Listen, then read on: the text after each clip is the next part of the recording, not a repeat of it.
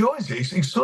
He's matured quite a bit over the last year. I mean, he's had 4 fights in a year, all against top 10 ranked guys. You know, 1 world champion Usyk, 1 interim champion, and 1 2-time former world champion. I can't think of any fighters who've had a year like that in for a long, well, for many years in boxing.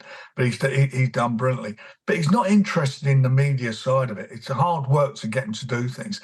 Even after the fight, he just wanted to go home. He didn't want to do the press conference. And I actually said to him, come on, get out there, because next time you're going to be asking me for massive money for fights, and you've got to get out there and sell yourself and help me make it happen. And that's what we did. Also, this is your moment, you know, enjoy it. If you don't want to speak to the press now, this is your time to shine, right? And for everyone to correct. Yeah. I'm with you on that, Eleni, and that's how it was. And but he came out, and once he sits down and does it, he gets into it and enjoys it. But it is hard work. He really doesn't. He's not really interested in that. But they're all different. You know, everybody's different. They've all got different characteristics and different mentalities. And his mentality is he likes to do his talking in the ring. Well, he certainly did that. I mean, you mentioned the 4 fights there, but people on Twitter over the weekend saying, Frank, give this guy a break. Give him a holiday. He must be exhausted because he has been so busy. I mean, what do you think is going to be next for him? There's been talk of a rematch clause with Anthony Joshua. Do you see that rematch happening? Is that something you would like to see happen or not? Well, he has actually got a holiday on Friday. I told him he can take the day off. No, he's going on holiday on Friday. He's off. And we'll have a chat when he comes back. But it was important he had a busy year. It was important that he re-established himself. It was important that he got rid of all this nonsense that was being said about him, that he lacked ambition and heart. We've all seen that. Certainly his last 3 fights, that's not the case. And there is a rematch clause, but it's not. We haven't got one. So. But I haven't got a problem doing it personally. And I spoke with his dad this morning, Stan, and he's on the same page as me.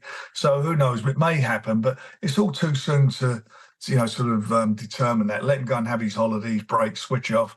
And when he comes back, we can get down to talking about the future. But the one thing's for sure, he's got a very, very bright future. Yeah, it's very, very exciting. Couple of questions, if that's okay, about Anthony Joshua. I mean, lots of interest on what this might mean for him. What did you think of what you saw of Anthony Joshua? Were you surprised? Did you think that it would have been more competitive than it was? No, I genuinely felt, I said, when we talked about it before the fight, I said whoever can establish his superiority first in this fight, get behind his jab and throw the first meaningful punch, put the other guy on the back foot, will win the fight. And that to me was our tactics to do that. And that's what our man did. And he just didn't let him into the fight. A lot of people saying, oh, he didn't show up. It wasn't about he didn't show up. It was that Daniel showed up. Daniel commanded the fight and didn't let him get into it. And he did try in that last round. I mean, as I said earlier, he started throwing some really big shots. He caught him with a good uppercut, caught him with a right hand. I caught Daniel with an uppercut in the right hand. But, Daniel showed he's also got a good chin and he's got a good heart.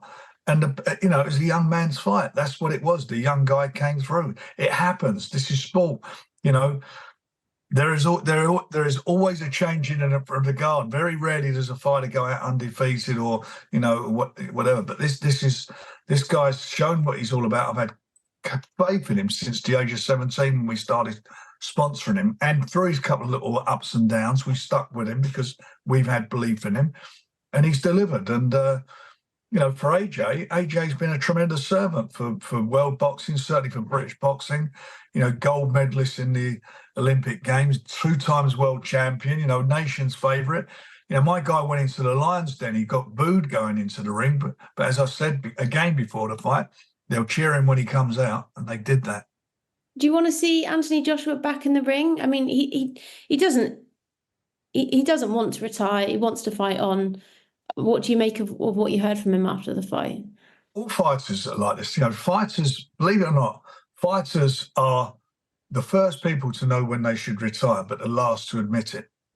That's what they are, because they're proud men. They're fighting men. And, I have in the past said about fighters, you should pack it in and so forth. But that's got to be their decision at the end of the day. And, it's all a bit quick and soon after the fight, and everybody jumps on the bandwagon. Like all the people jumped on the bandwagon about Daniel saying he's a quitter, he hasn't got a heart, after he suffered with 4 fractures of his orbital eye socket and a partially detached retina, and said, oh, he quit, which he didn't. I mean, he was in excruciating pain and did the correct thing, or he wouldn't have had a career. They're all very quick to do that. And as I say, I've been guilty of that in the past. I said that Derek Chisora should have retired 2 years ago, and he went and beat Joe Joyce last fight out.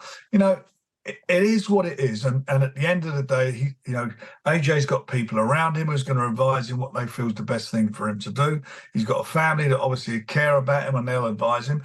And at the end of the day, it'll be his decision, and it should be his decision.